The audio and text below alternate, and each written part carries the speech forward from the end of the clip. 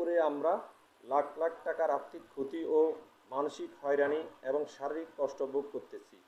ওনাদের মিথ্যা মামলা থেকে পুরুষ, মহিলা, বৃদ্ধ, যুবক কেউ রেহাই পায়নি। প্রিয় বন্ধুগণ, আমাদের নামে যে মিথ্যা মামলার করেন তাহার বিভিন্ন বিবরণ নিম্নে প্রকাশ করা হলো।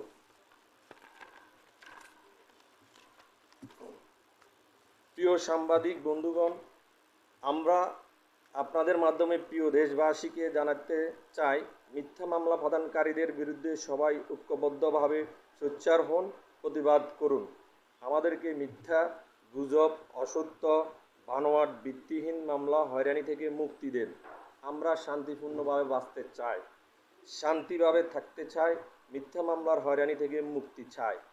প্রিয় সাংবাদিক বন্ধুগণ, আমাদের প্রতিপক্ষ এলাকার গণ্যমান্য ব্যক্তিবর্গদের মানে না, সমাজের সালিশ বিচার মানে না, পৌরসভার রায় মানে না, আইন আদালত মানে না।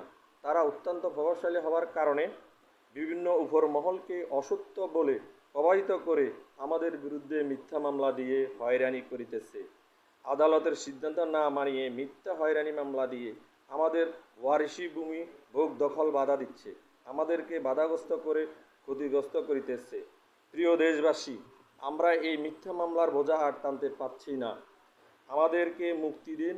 সরকার, প্রশাসন, আইন আদালত, সাংবাদিক সহ সংশ্লিষ্ট সবার দৃষ্টি আকর্ষণ করতেছি এবং সবার সহযোগিতা কামনা করতেছি। আমরা এই মিথ্যা মামলা থেকে মুক্তি চাই। সুপ্তা আইনজীবী হওয়ার কারণে এবং সাবেক ওয়াদুল কাদেরের এপিএস মতিনকির মাধ্যমে বিভিন্ন মহলকে প্রভাবিত করে আমাদের বিরুদ্ধে মিথ্যা মামলা দিয়ে অনেক হয়রানি করতেছে। আমরা তকদিরের কারণে আমরা কোনো বিচার পাচ্ছি না। এখন আমরা জেলা প্রশাসকের কাছে দরখাস্ত দিয়েছি, এটা সুষ্ঠু তদন্ত করে এই মামলাগুলো থেকে আমরা মুক্তি চাই, আমি এবং আমার আত্মীয় স্বজন। সাংবাদিক বন্ধুবৃন্দ, এলাকাবাসী, আমার সাইফুল ইসলাম সৌরভ এবং আতাউর রহমান শামীম সহ আমাদের পৌরসভার ৩ নম্বর ওয়ার্ডে আমি গ্রাম সমাজের মাধ্যমে, গ্রামবাসী এবং সমাজের দায় দায়িত্বের মাধ্যম দিয়ে পরিমাপ করার জন্য দিয়েছিলাম। ওখানে আমি পরিমাপকালীন সময় যে উপর ভিতরে পরিমাপ করার সময় এলাকাবাসীর মাধ্যম দিয়ে আমি পরিমাপ করি। পরবর্তীতে এই শহীদুল্লাহ মিয়া এবং তার মেয়ে ইশরাত সুক্তা আমার উপরে ক্ষিপ্ত হয়ে আমার বিরুদ্ধে মামলা দেয় এবং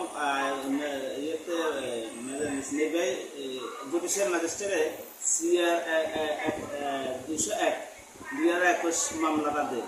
আমি আজ পর্যন্ত ওই মামলাতে দীর্ঘকালে হাজিরা দিতেছি এবং আমি হয়রানির শিকার হতেছি। আমার এই খরচন্তর হতেছে, আমার মানসিকভাবে সব দিক দিয়ে আমার আর্থিক এবং মানসিক সব ক্ষতিগ্রস্ত আমি হইতেছি। এখন আইন উপদেষ্টা সহ সরকারের সর্বোচ্চ মহল থেকে আমি প্রতিক্রিয়া চাইতেছি যে আমি এই মিথ্যা মামলা থেকে যেন রেহাই পাই।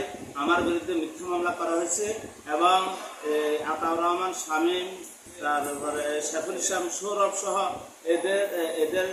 এদেরকেও মিথ্যা মামলা হয়রানি করতেছে, আমাকে তাদের সাথে মিথ্যা মামলা জড়াইয়া আমার এই হয়রানিটা করতেছে এবং আমি দীর্ঘদিন পর্যন্ত এই মামলা হাজিরা দিয়ে আসতেছি। মামলা ওনারা ইয়ে করতেছে, আমরা হয়রানি করতেছে। আমি প্রতিকার চাই, এটা প্রতিকার চাই। ঠিক আছে।